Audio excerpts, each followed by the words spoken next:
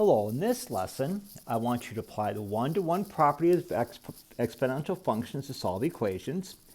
I want you to apply the one-to-one property of logarithmic functions to solve equations. If we take a look here, if you have a one-to-one property, it says this: if I have an exponential equation, and if I have the same base, then the exponents must be equal. If I take the logarithmic approach to that, if I have the log of x equals 3, my base is 10, so if I raise 10 to the log power, notice what happens. The 10's reduce out, so I'll get 10 to the third. So we'll just apply that property one step at a time. So when you're given an equation like this, what you want to do is you want to write your exponents in the same base. So I'm going to take and write 36 in terms of 6, because I always want to write the bigger one in terms of the smaller one. It's just easier to work with. So I know 36, that is x, or 6 squared, isn't it?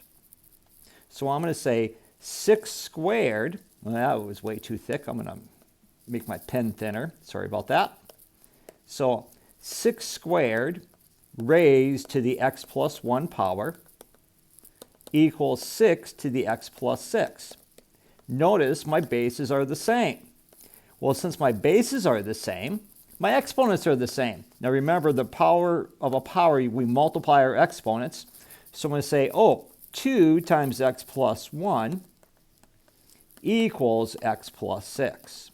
Now we're going to solve for x. So I get 2x plus 2 equals x plus 6.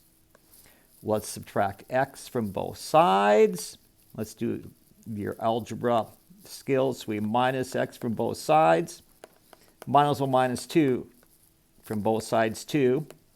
So then we get x equals 4. And there's our solution.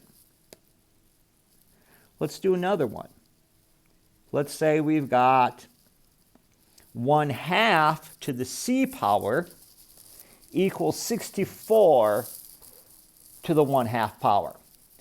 Well, I'm going to approach this first off. I don't like those fractions. So remember, a negative exponent is a fraction. So I'm going to say, instead of saying 1/2 to the c power, I'm going to say, take the reciprocal of 1/2, that's 2. I'm going to raise that to the negative c power. And that equals 64 to the 1/2 power. Well, the square root of 64, that's what that is. That's 8 then, isn't it?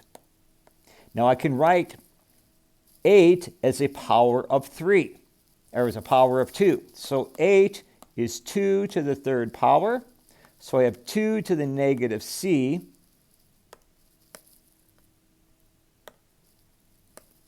equals 2 to the third. So in other words, I notice my bases are the same. Well, since my bases are the same, my exponents are the same. So negative c equals 3. So if negative c equals 3, that means c is negative 3. And that's what you have to do.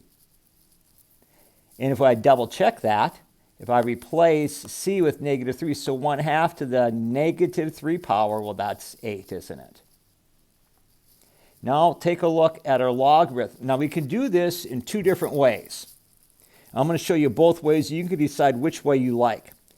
So I know the inverse of ln is e. So what I'm going to do is I'm going to take e to the both sides. So e to the ln of x equals e to the 6th power. Well, then what happens, e and ln, they're inverses. So I get x equals e to the 6th power. Now I want to find my answer to the nearest hundredth. So I'm going to pull up my calculator here. We're going to find e to the 6th power. Now I think I'll just use the scientific on this. Let's clear this stuff off. So if I go to functions to find my e, there's e to the 6th power, and that would be 403.43. So x is 403 0.43. That's using your one-to-one power. Now, the other way to think about it, let me change colors here so you can see the difference.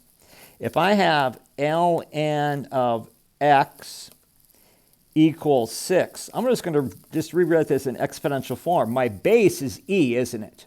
So x is e to the 6th power. So in other words, you get the same answer either way. Now, I definitely like this way better because I think it's shorter, but that you can do whatever way you want.